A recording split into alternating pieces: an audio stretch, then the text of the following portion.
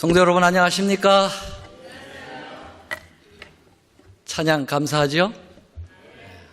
우리 찬양대원들이 지금 아직 안 들어왔지만 우리 용기에 아멘 주실까요?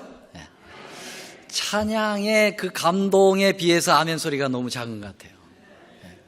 좀 같이 이렇게 부흥해서 힘찬 아멘으로 용기를 주시면 더 아름다운 찬양으로 하나님께 영광을 돌릴 것으로 믿습니다. 자, 오늘은 제가 말씀의 제목을 한번 바꿔주시죠. 화면 좀 바꿔주시면 고맙겠습니다.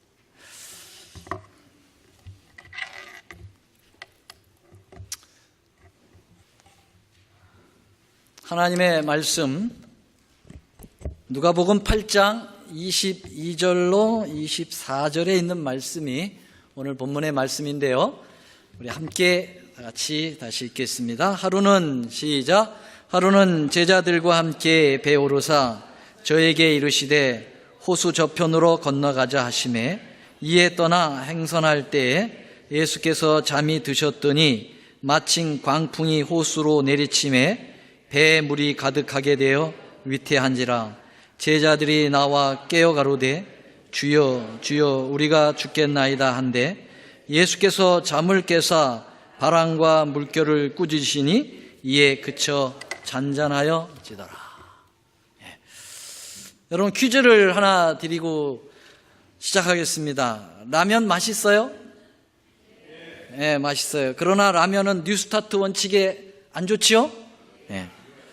좋은 건강식품은 아닙니다. 그런데 여러분 라면 중에 인체에 전혀 해가 없고 영육간에 참 좋은 라면이 있는데 무슨 라면일까요? 예, 여러 가지 라면이 나오는데 어떤 분은 삼육라면이라는 분이 있는데 주와 함께 라면입니다. 주와 함께 라면. 몇 년 전 제가 서부 야영에 이제 오전 강의를 맡았는데 그때 참 이 라면 많이 팔았어요. 일주일 내내 말씀 시작하기 전에 이 찬양을 불렀어요. 이게 그 복음 성가에도 나오더라고요. 주와 함께 라면. 예. 그래서 이 라면을 일주일 내내 팔았더니 그로 후 몇 년 지나가지고 제가 나성중학교에 부임을 했는데 그 얘기를 하면서 목사님 그때 목사님이 일주일 내내 하신 말씀은 하나도 생각이 안 나는데 주와 함께 라면만 생각난다고 그렇게 얘기를 그 아주 제대로 제가 설교를 했습니다 그랬어요. 왜냐하면 주와 함께 라면이면 모든 게 다 끝나니까. 그렇죠? 예. 자, 이 복음성가 1절만 한번 좀 불러볼까요? 예, 1절만 한번 불러보겠습니다. 한번 같이 그냥 불러볼까요? 주와 함께라면 가난해도 좋아 참된 부요함이 내 맘에 가득하니까 때로는 날 유혹하려고 세상 바람 휘몰아쳐와도 나는 결코 잊을 수 없어 자비로운 주의 음성을. 좋아요? 행복합니까? 네. 이참이 부르면 참 행복해요. 이렇게 좋은 주와 함께 라면을 그래서 제가 닉네임을 붙였는데 이게 바로 행복라면이다. 그렇게. 그래서 오늘 제목도 제 말씀의 제목이 행복라면이에요. 이 복음 가사처럼 주와 함께라면 어떤 상황에서도 행복할 수가 있기 때문입니다. 그런데 여기에 참 아이러니한 게 주님이 이름이 뭐예요? 우리 주님의 이름이 여러 이름이 있죠. 예수, 그리스도, 메시아, 또 제가 원하던 답이 나왔네요. 임마누엘. 예수님의 이름 중에 하나가 뭐예요? 임마누엘의 뜻이 뭐죠? 예, 마태복음 1장 23절에 보면 처녀가 잉태하여 아들을 낳으리니 그 이름을 뭐라 하라? 예수 임마누엘이라 하라 그랬어요. 임마누엘 이름을 번역하니 하나님이 우리와 뭐 하시다고요? 함께 하심이라 그랬어요. 여러분, 그래서 예수님은 임마누엘이라고 하는 이름을 지어가지고 오셔가지고 매 순간마다 우리와 함께 하십니다. 맞습니까? 그러면 여러분, 예수님과 함께 하면 어떤 상황에서도 우리는 즐겁고 행복하고 안전하고 평화로울 수가 있는데요. 그렇죠? 근데 어떻습니까? 우리의 삶이 그렇습니까? 평화로운 그리고 행복한 때가 더 많아요? 아니면 불안하고 불행할 때가 더 많아요? 솔직하게 얘기해 보세요. 여러분의 삶 속에. 퍼센테이지로 보면은 그렇게 막 매 순간마다 행복해 하지는 않는 것 같아요. 그렇죠? 어떤 분들은 더 불행한 모습들이 보이고 불안한 모습들이 보이는 때가 많죠. 문제가 뭡니까? 주와 함께라면이 안 되는 거죠. 그렇죠? 이 입술에서만 주와 함께라면, 입술에서만. 근데 이것이 내 마음까지, 내 마음 깊은 곳까지 사실은 동의가 돼야 되거든요. 여기 실제로 주와 함께라고 하면서도 실제적으로 예수님과는 육체적으로 함께 했는데 극도의 불안과 염려와 그리고 아주 심지어는 이 공황 상태, 이 패닉에 이르기까지 그러한 사람들의 모습을 우리는 볼 수가 있는데 어디에서요? 성경에서요. 혹 이 모습이 우리의 모습은 아닐까 생각을 해봅니다. 여러분, 2000년 전 어느 날 갈릴리 고요한 저녁이 찾아왔습니다. 예수님께서는 이날 하루 온종일 바쁘셨어요. 예수님께서 마태복음 13장에 보면은 여러 가지 비유를 말씀하셨는데요. 천국은 뭐와 같으리라 쭉 말씀하셨습니다. 밭에 뿌리는 씨, 그리고 그 밭의 종류들, 그리고 여자가 가루 서말 속에 넣은 누룩을 통해서 우리의 변화되는 모습들, 그리고 천국은 마치 밭에 감추인 보화와 같다 하는 그러한 아주 주옥과 같은 그러한 비유를 하루 종일 말씀하셨던 때였어요. 정말 예수님께서는 이제 저녁이 뉘엿뉘엿 되어갈 때는 거의 몸이 녹초가 되어 계셨습니다. 예수님께서 잡수시거나 쉴 만한 여가도 없으셨어요. 그래서 하루 종일 어쩌면 굶으신 상태이시고, 거기에다가 그냥 말씀만 조용히 다 듣는 무리들만 존재하는 게 아니라 우리가 알다시피 이 바리새인들, 서기관들, 유대 지도자들이 각다기처럼, 각다기가 뭔지 아시죠? 모기가 그냥 달라붙는 것처럼 쫓아다니면서 예수님의 신경을 건드리고 있었어요. 이상한 질문을 던지면서 예수님께서 심신이 피곤하셨어요. 좀 쉬고 싶으셨어요.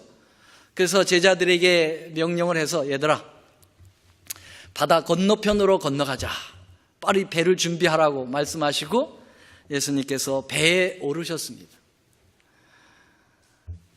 배가 떠나갑니다. 이 많은 또 사람들이 예수님을 놓칠세라 또 배에 나누어 타고 예수님의 배를 뒤쫓았다고 그랬어요.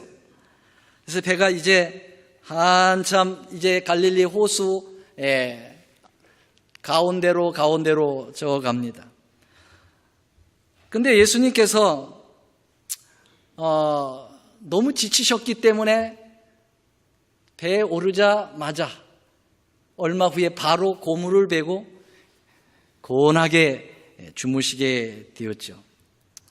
여러분, 예수님은 하나님이시지만은 이 땅에 오셨을 때는 인성을 쓰고 오셨기 때문에 배가 고프면 먹고 싶으셨고, 잠을 안 자면 주무시고 싶었고, 피곤하면 쉬고 싶으셨던 것은 우리하고 똑같은 상태였어요. 그래서 주님께서 하루 종일 지치셨기 때문에 그분은 금방 고온하게 잠에 떨어지신 거지요. 참으로 주님은 잠드셨죠. 하늘은 아주 맑게 개어서 비율이 마치 쏟아질 듯, 그리고 호수는 잔잔한 그러한 상황이었습니다. 이때 조용하게 정막이 깃들었었는데 그때 누가 좀 나왔을 것 같아요. 그 제자 중에서 늘 나서기를 좋아하는 베드로가, 성경에 안 나오지만 측측을 해보는 거예요. 베드로가 다 이제 이 육지 출신 제자들 앞에서 이 갈릴리에서 잔뼈가 굵은 자기의 경험을 얘기하지 않았겠나. 여보시게들, 여기 지금 알통 좀 보라고. 이 알통이 다 여기 이 갈릴리에서 내가 평생 고기를 잡으면서 생긴 거라고 그러면서. 근데 이 갈릴리 호수는 나만큼 잘하는 존재가 없지요. 언제 어디에서 고기가 제일 잘 잡히는지, 어디가 깊은지 어디가 얕은지, 물때가 어느 때인지를 다 이야기를 하면서, 특별히 이 갈릴리에는 가끔 폭풍이 치는데 파도가 이렇게 불면 노를 이렇게 짓는 거라고 하면서 노 젓는 방법도 이렇게 가리키면서 시간이 지나가게 되었을 때, 그런데 조금 있더니 기온이 좀 심상치 않죠. 그러면서 바람이 설설설설 일기 시작합니다. 점점 강하게 이 바람이 일게 되니까 배가 어떻게 되겠어요? 기우뚱거리기 시작합니다. 사람들이, 제자들이 요동하기 시작합니다. 이때 베드로가 뭐라고 했겠어요? 염려하지 마. 요렇게 내가 요럴 줄 알고 가르쳐 줬잖아. 이렇게 바람이 불면은 노는 이렇게 짓는 거라고. 그러면서 강의를 계속 하는데 바람이 멈추지 않아요. 더 강해지는 거예요. 더 요란해지는 것입니다. 이쯤 되자 베드로도 당황하기 시작하죠. 정말 애써서 목소리를 높여서 걱정하지 말라고, 나를 잘 보라고 해도 제자들이 이제 그 말을 듣는 사람은 하나도 없습니다. 제자들은 사력을 다해서 정말 바람으로 쏟아져서 배 안으로 들어오는 그 물을 어떻게 감당할 수가 없어가지고 바가지로 퍼내기 시작했겠죠. 이때 부는 바람은 평소 맞이했던 그들의 그러한 경험의 바람이 아니었어요. 이것은 광풍이었다고 그랬어요. 광자가 무슨 광자일까요? 미친 바람이죠. 미친 바람이 부는 거예요. 아무리 뱃사람으로 잔뼈가 굵은 그러한 어부 출신 제자들이지만은 이 바람은 그들의 경험과 노하우로 해결할 수 없는 정말 심각한 그러한 광풍이었어요. 어느 제자는 배의 중심을 잡아보려고 노력하고, 어떤 제자는 여전히 물을 퍼보지만, 여러분, 그 갈릴리 호수의 물을 어떻게 바가지로 다 퍼낼 수가 있겠어요? 불가능하죠. 노한 바다에서는 해는 이미 져서 칠흑과 같이 어둠이 깔려 있어요. 이 파도는 포효하는 바람에 격동하는 이 파도와 제자들이 탄 배를 사납게 때리면서 이 배를 삼키려듯이 드는 그러한 아주 위기의 순간이었어요. 시대의 소망에 보면 배는 깔아앉기 시작했다, 그렇게 표현할 것만큼 굉장히 위기였습니다. 제자들은 죽음이 가까이 왔다는 것을 그제서야 실감하게 되고, 그들이 더 이상 이 상황에서 어떤 행동도 더 이상 필요 없다는 것을 알고 그의 행동은 이제 멈출 수밖에 없었어요. 제자들의 행동이 멈추자 그 다음에 과정이 시작이 되는 거죠. 그게 사실 중요한 거죠. 그들이 왜 우리가 이렇게 죽게 되었나? 도대체 우리를 이 바다로 건너가자고 한 존재가 누구냐라고 하는 것을 그때 생각하게 된 거예요. 주님께서 우리 보러 이 바다를 건너가자고 하셨지. 그럼 이 상황에서 주님은 어디 계신 거야? 그래서 그때 비로소 그들은 그 칠흑과 같은 아무것도 보이지 않는 곳에서 주님을 이제 부르기 시작하는 거예요. 인간의 행동이 멈춰야 주님을 부르게 돼 있어요, 여러분. 그래서 그들이 선생님 우리가 죽게 되었다고 막 소리를 치고 난리를 쳤어요. 그러나 아무런 응답이 없는 거예요. 오히려 번쩍이는 번개와 뇌성소리만 강렬하게 그들의 귓전을 때릴 뿐인데, 근데 그때 번쩍하면서 이 번개가 쳤는데 그 치는 순간에 드디어 예수님의 모습을 그들이 발견한 겁니다. 그 짧은 순간에. 예수님의 모습은 어떤 모습이었습니까? 여러분, 그 아수라장, 그 아비규환 속에서도 예수님이 고물을 베시고 여전히 쿨 주무시고 계신 것입니다. 아니, 이런 상황에서 주무시다니 제자들은 기가 막혔을 거예요. 그러나 여러분, 오히려 기가 막힌 것은 누구였을까요? 제자들이라고 생각해요. 왜냐하면은 이런 광풍을 당하고도 함께 타고 계신 예수님을 즉시 찾지 않았다고 하는 사실이죠. 이게 더 기가 막힌 거 아니겠어요? 여러분, 예수님을 의지하지 않고 환난과 역경을 스스로 해결하려고 하는 인간적 태도의 예수님은 뭐 하실까요? 주무실 수밖에 없다는 사실입니다. 예수님을 잠들게 하는 일은 사실은 예수님에게 문제가 있는 것이 아니라 예수님에게 할 일을 드리지 않은 사람들이 문제인 것입니다. 오늘날 우리의 삶 속에서, 오늘날 우리 교회에서 혹시 예수님은 여전히 잠들고 계신지를 한번 확인해 봐야 되겠어요. 여러분의 삶 속에서는 예수님이 안에서 생동하며 활동하십니까? 아니면은 여러분만 뭔가 끊임없이 행동을 하고 예수님은 조용히 잠들고 계신가요? 우리 올랜도 중앙교회를 비롯하여 모든 재림교회가 모두 다 예수님의 활발한 활동력을 보면서 함께 활동합니까?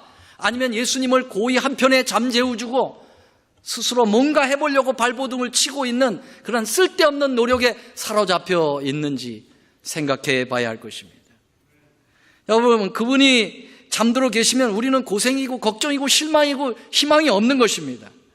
그날 밤 제자들이 가장 큰 실수가 있었다면 그들에게 무슨 실수가 있었겠는가? 오직 한 가지 실수는 그 배에 예수님께서 함께 타고 계시다고 하는 생각을 잃어버린 게 가장 큰 실수입니다. 오늘날 모든 교회의 가장 큰 실수는, 가장 큰 실패의 원인은 예수님이 이 교회에 함께 계시다고 하는 사실을 잊어버리는 것입니다. 우리의 삶 속에 가장 큰 실수는 예수님이 내 마음에 함께, 주와 함께 있다고 하는 사실을 잊어버리고 자기의 행동을 앞세우는 것, 그게 가장 큰 실수인 것입니다. 여러분, 우리는 이 제자들의 모습 속에서 정말 아이러니한 모습을 보는 거죠. 예수님이 이 배 안에 타셨다고 하면 어떤 광풍이 분다고 해도 걱정이 없는 겁니다. 그래요, 안 그래요? 예. 그들이 예수님에 대한 진정한 입술로가 아닌 마음으로 주님이 나와 함께 하신다고 하는 확신만 있었다면 그렇게 난리 버거지를 피지 않았겠죠. 아, 놀라워라. 전능하신 하나님의 아들이 이 땅에 내려와서 우리와 함께 계시고 우리를 도우시기 위하여 이곳에 계시지만은 너무 지치셔서 조금 잠들어 계시는구나. 이렇게 사랑이 많으신 주님이 우리와 함께 계시다니 하면서 오히려 찬양을 부르며 그 폭풍을 즐길 수도 있었지 않았겠나, 그렇게 생각을 해보는 것입니다. 여러분, 상상을 해보세요. 그때 그 사건이 있은 다음 날 갈릴리 지역 뉴스에, 라디오 뉴스에 이런 뉴스가 나왔다고 한번 상상을 해보세요. 긴급 뉴스를 말씀드리겠습니다. 어제 저녁 밤 12시경에 만유의 하나님이신 예수님께서 그의 12제자들과 갈릴리 바다에서 배를 타고 건너시던 중 광풍을 만나 예수를 포함하여 12제자 모두 다 익사하였습니다. 여러분, 이런 뉴스가 나올 수 있을까요? impossible, 불가능한 것입니다. 여러분, 어떻게 전능하신 하나님이 광풍에 배가 침몰하여 돌아가실 수가 있겠어요? 불가능한 일입니다. 제자들이 예수께서 그 배에 타고 계신 것을 일찍부터 깨닫고 있었다고 하면은 그들은 물을 퍼내고 울부짖으면서 정말 공포를 느끼면서 아비규환 속에서 정말 이렇게 아주 비열한 그러한 모습을 보이지 않아도 될 것이었는데 말이죠. 그들은 그 와중에서도 이런 노래를 부르지 않았을까? 제가 생각을 해보는데요. 어떤 노래를 불렀을 것 같아요? 주와 함께라면 광풍이 몰아쳐도 결코 두렵지 않네. 주님이 이 배에 계시니 때로는 우릴 유혹하려고 세상 바람이 몰아쳐도 우린 결코 요동치 않아. 주의 임재 함께 계시니. 가사 잘 썼어요? 제가 쓴 겁니다. 네.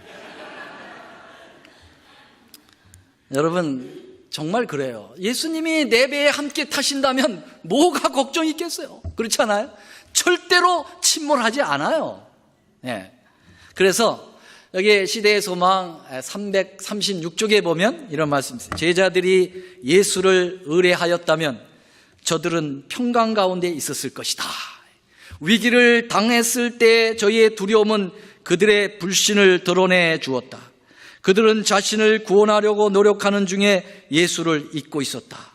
그리고 예수께서 저희에게 도움을 주실 수 있었던 것은 저희가 자기의 의뢰에 절망해서 예수께로 돌아갔을 때뿐이었다 그랬어요. 여러분, 제자들이 때는 늦었지만은 이제 예수님을 그 번갯불 속에서 발견한 다음에 그들이 그제서야 이제 예수님을 붙들고 늘어지는 거예요. 예수님, 우리가 죽게 되었습니다. 좀 살려주세요. 여러분, 예수님께서 고난 잠에서 깨어나셨습니다. 예수님은 어떤 세상 풍파에도 그분을 필요로 할 때에는 어떤 상황에서도 주님은 조금도 잠을 주무시지 않고 깨어서 우리를 도와주시는 분입니다. 믿으십니까? 그 성경에 보면 그분은 졸지도 주무시지도 않는다고 말씀하셨어요. 어디에서요? 시편 121편. 내가 산을 향하여 눈을 들리라. 우리의 도움이 어디서 올꼬? 쫙 그 시편 기자는 그 시를 읊으면서 우리의 하나님은 졸지도 주무시지도 않으신다. 그래서 예수님은 잠을 깨셔서 금방 일어나셔서 그 노도한 표효하는 이 광풍을 향하여 잠잠하라, 고요하라고 외치셨어요. 여러분, 그분의 입술로 나오는 걸 갖다가 뭐라고 그래요? 말씀이라고 얘기합니다. 그 말씀은 하나님의 책에 기록되었을 때는 성경 말씀이에요. 근데 우리 주님께서 천지를 창조하실 때 무에서 유를 창조하신 것은 무엇으로 창조하셨죠?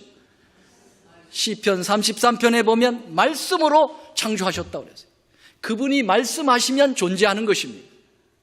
그분의 말씀은 그래서 이론과 논리가 아니라 실제인 것입니다. 믿으십니까? 그러므로 아무리 상황이 위협적이었다 할지라도 예수님께서 말씀하심에 그 광풍조차도 조용히 순종하면서 그 말씀이 실제로 이루어졌다고 하는 사실입니다. 여러분, 태초에 주님이 천지를 창조하실 때 특별히 셋째 날에는 뭘 하셨습니까? 물들을 한 곳으로 끌어당기셨어요. 물들을 한 곳으로 모이게 하시고 그랬습니다. 그래서 한 곳에 모인 물을 바다라고 하고 드러난 땅을 묻히라고 했는데 그 묻힌 땅이었다 그렇게 얘기했어요. 여러분, 이 지구를 전체에 덮고 있었던 물을 주님의 말씀 한마디로 한 곳으로 끌어내는 그런 위대한 능력자, 바로 그분이 예수님이셨거든요. 그러니 여러분, 그런 능력 있는 분이 그 갈릴리 지구의 한 구퉁에 있는 조그만 호수, 그 호수에서 조금 불어대는 그 광풍이 아무리 크다 할지라도 여러분, 그 창조주 하나님의 능력의 말씀에 의해서 그 물들은 금세 아주 순한 양처럼 조용히 해진 것입니다. 아멘입니까? 이런 능력을 가지신 분이 지금 누구와 함께 있는 겁니까? 우리와 함께 계신 것입니다. 아멘? 그러므로 어떤 폭풍이 여러분의 인생에 다가온다 할지라도 두려워하지 마시게 되기를 바라요. 주님이 나와 함께만 계신다고 하는 사실이 인지되고 그것이 나의 마음에 억셉이 되면 여러분, 우리는 어떤 상황에서도 행복할 수가 있는 것입니다. 이번 어마무시한 어마가 왔을 때 우리 올랜도 중앙교회 성도들은 역시 주와 함께 라면이에요. 라면을 잘 끓여 드셨더라고요. 제가 그 널서리 방문을 다 해보니까 그런 폭풍을 맞이했으면서도 얼굴들은 다 화나세요. 짜고 그냥 뭐 눈물 흘리고 그러지 않더라고 다들. 막 싱글벙글이야. 괜찮다는 거예요 다. 이게 주와 함께 라면이에요. 여러분, 정말 우리 주님께서 명하시자 갑자기 그 갈릴리 호수가 정말 고요해졌어요. 아까보다 더 고요해졌어요. 하늘의 별들이 다시 언제 그랬느냐 듯이 반짝이고 물로 가득했던 배 안에는 폭풍 전보다 더 큰 행복으로 가득 찼어요.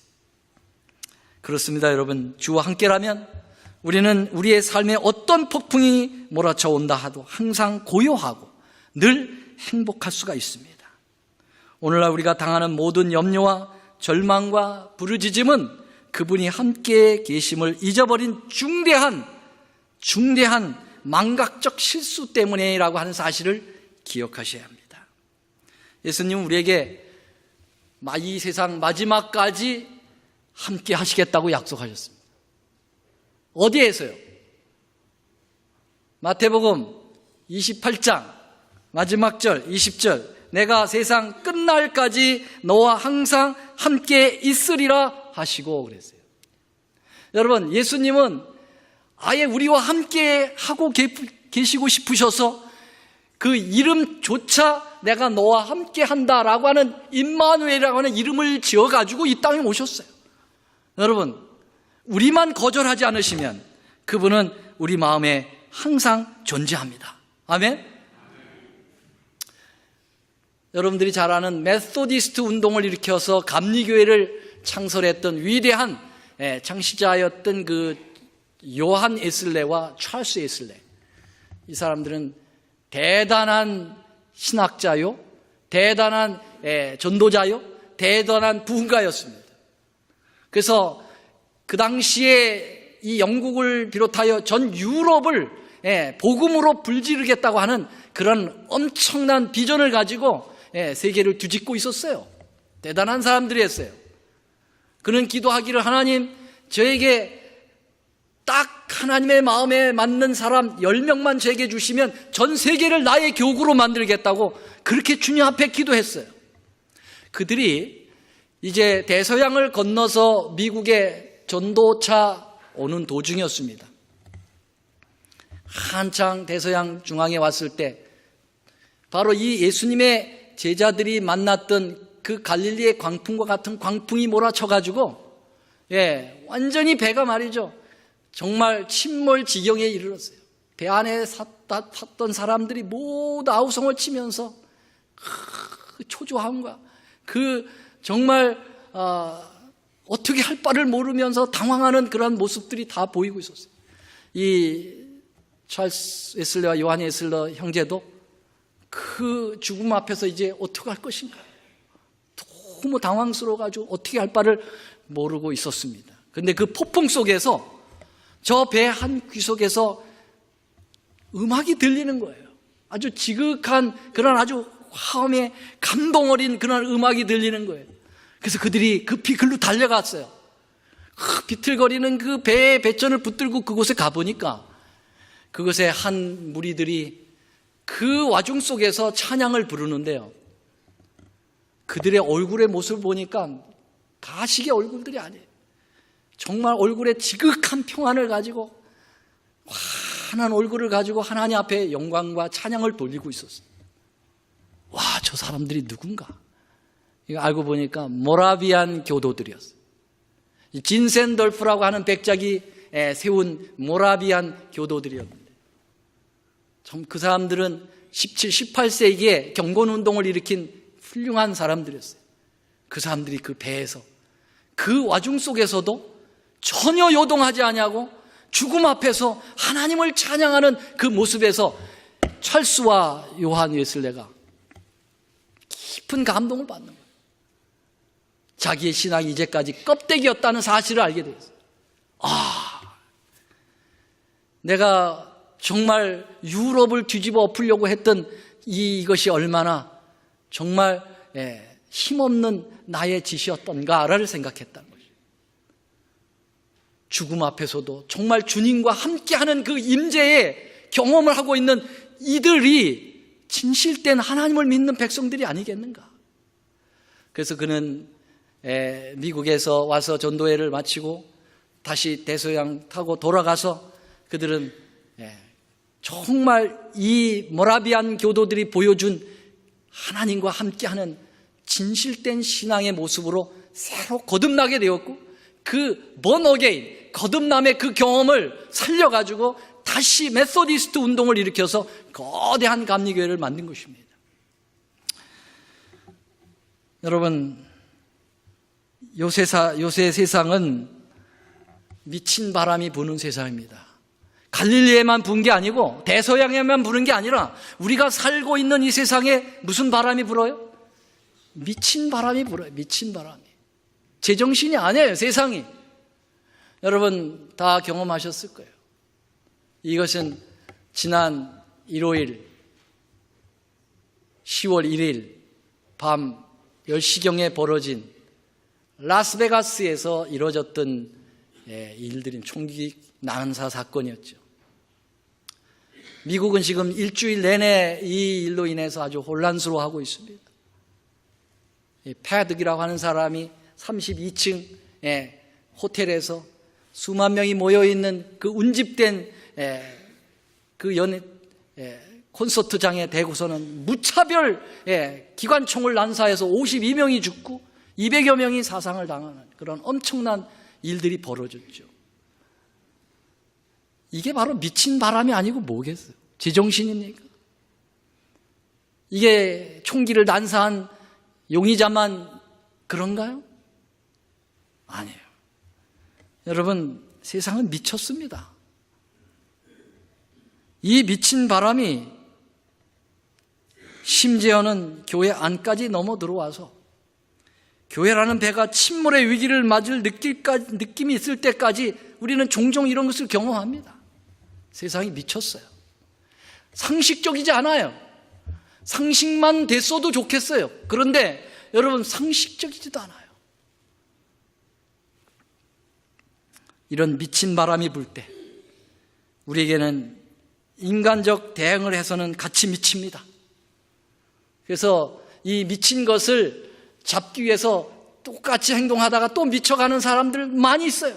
여러분, 그렇게 하면 안 됩니다. 여러분, 이 미친 바람이, 이 광풍이 배전을 때리고 들어올 때 그 예수님의 12 제자들이 인간적으로 해결하려고 하지 않았어요? 바가지로 물 퍼내고 말이죠. 베드로의 이상한 무슨 강의를 듣고, 여러분, 그건 미친 짓이에요.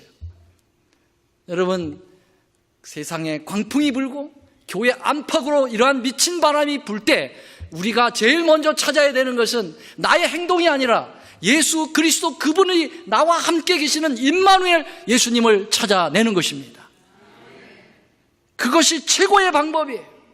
가장 간단한 방법이고 가장 효과적인 방법인 것입니다. 우리는 사단을 이길 수가 없어요, 스스로. 사단은 미쳤어요. 모두를 다 미치게 만드는 것입니다. 사단을 홀로 대항하지 않게 되기를 간절히 바랍니다. 주와 함께라면, 주님과 함께 해야 합니다. 임마누엘 계시는 그분이 나와 함께 해야 합니다. 그분에게 도움을 구하시게 되길 바랍니다. 그분을 붙들고 선택하시게 되길 바랍니다. 그분이 주시는 가치관으로 여러분의 정신을 무장하시게 되길 바랍니다. 시대의 소망은 계속해서 이렇게 권면합니다. 우리는 얼마나 흔히 제자들이 겪은 경험을 겪는가? 시험의 태풍이 점점 거세지고 번갯불이 무섭게 번쩍거리며 파도가 우리를 덮칠 때 우리는 우리를 도우실 수 있는 예수가 계심을 잊어버리고 홀로 폭풍과 싸운다. 우리의 희망이 사라지고 멸망 직전에 빠질 때까지 우리는 자신의 힘을 의뢰한다. 그때야 우리는 예수를 기억한다. 그러나 만일 우리를 구하시도록 예수님께 요청한다면 우리의 부르짖음은 헛되지 아니할 것이다. 예수께서는 우리의 불신과 자기의 신뢰를 섣불게 책망하시지만 우리가 요청하는 도움을 우리에게 주지 못하는 일이 결코 없으시다. 육지건 바다건 우리가 구주를 마음속에 모시고 있다면 두려워할 필요가 없다. 주께 대한 산 믿음이 인생의 바다를 잔잔하게 할 것이요, 당신이 가장 좋다고 생각하시는 방식으로 우리를 위험에서 건져낼 것이다. 아멘. 이사야 57장에 보면요, 이게 여러분 예수와 함께 하지 못한다는 게 얼마나 심각한 건지 이사야는 이렇게 얘기했어요. 한번 같이 읽어볼까요? 오직 악인은, 시작. 오직 악인은 능히 안정치 못하고 요동하는 바다와 같으니라. 내 하나님 말씀에 악인에게는 평강이 없다 하셨느니라. 여러분, 이 요동하는 바다 가운데에서 안정함이 없고 평강이 없는 것은 결국은 이제 예수님과 함께 하심을 경험을 못한 존재들이죠. 예수님의 제자들 마찬가지였죠. 그래서 평강이 없고 세상에 요동칠 때, 이럴 때 같이 불안해하고 따라하는 것은 그건 뭐라고 했느냐면 그것을 갖다가 악인이라고 얘기했어요.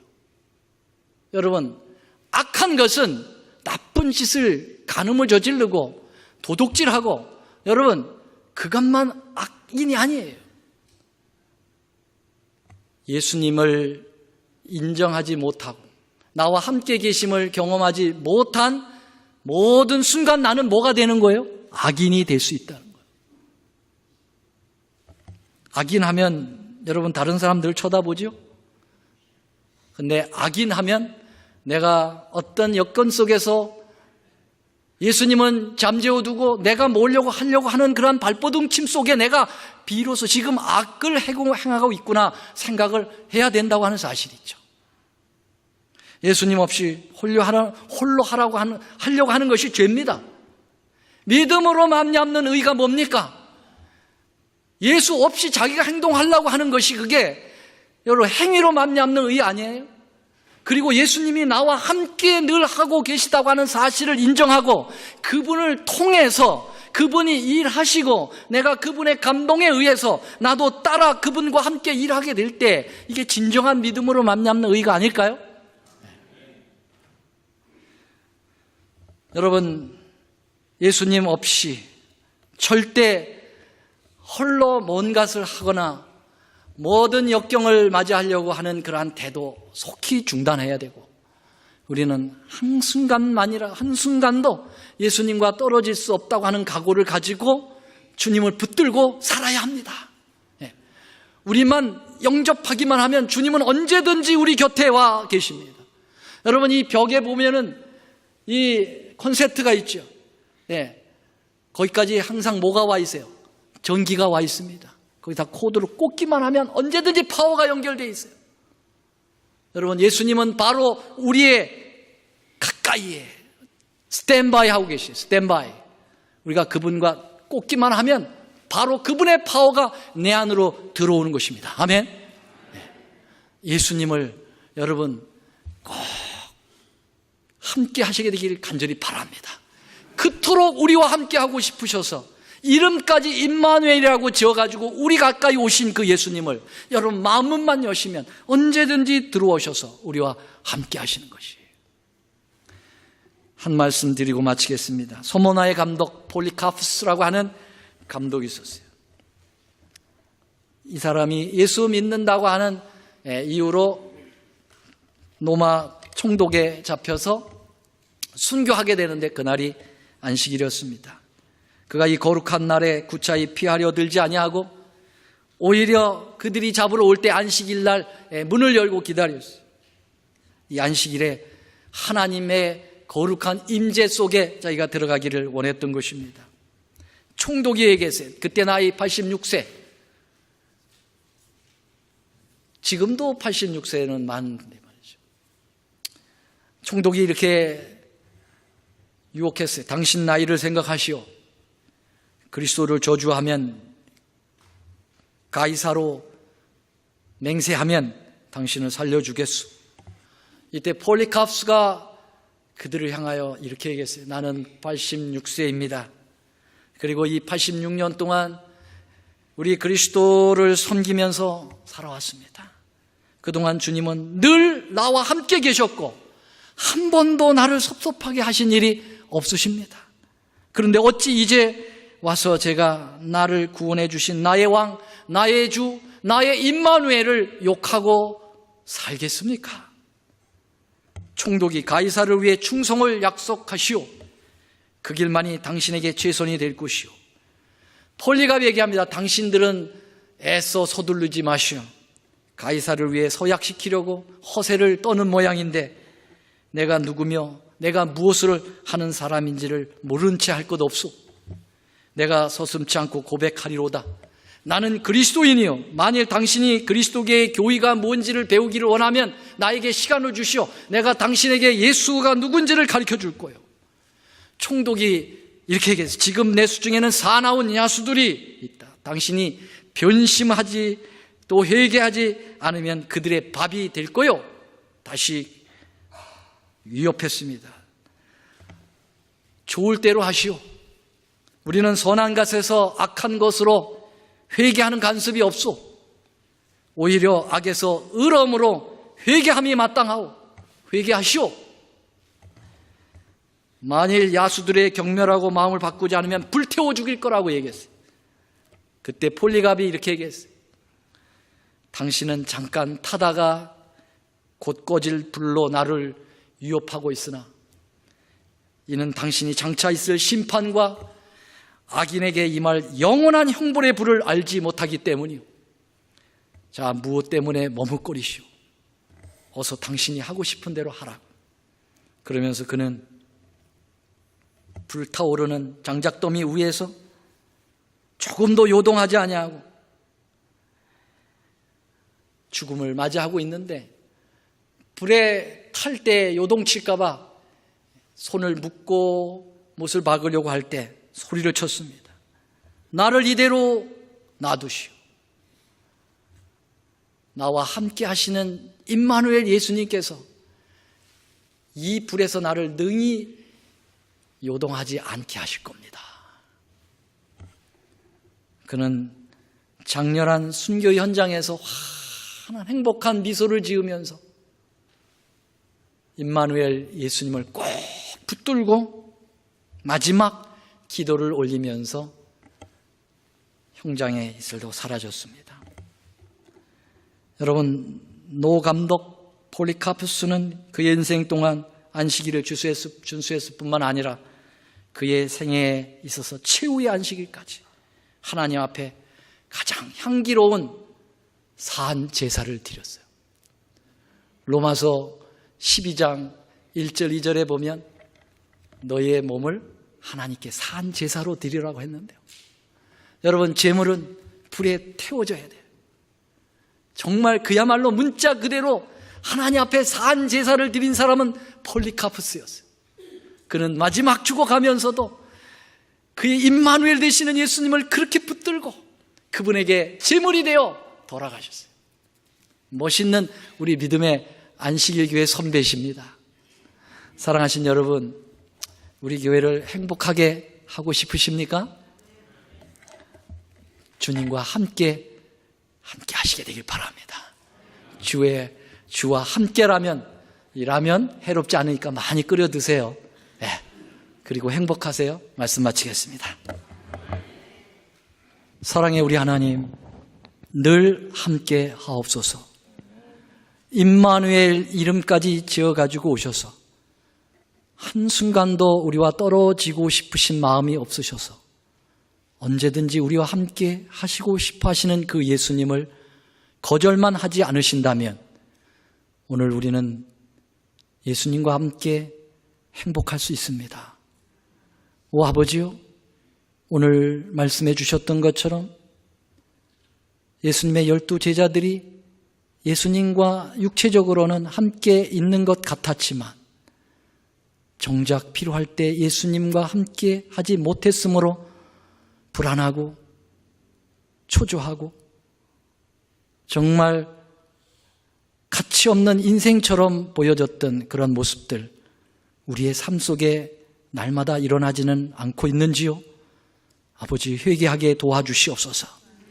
주님과 함께 하고 있지 못한 것이 악이요? 그렇게 사는 사람들이 악인이라고 했습니다. 주님, 저희들은 주님과 함께하는 의인이 되고 싶습니다. 함께하여 주옵소서. 이제는 우리 하나님의 크신 사랑과 임마누엘 되시는 우리 예수 그리스도의 은혜와 성령 하나님의 감화교통하심이 주님과 영원히 함께 살고자 원하는 모든 이 하나님의 사랑하는 백성들 위에 이제로부터 영원히 함께 하옵시기를 우리 구주 예수님의 이름으로 간절히 축원하옵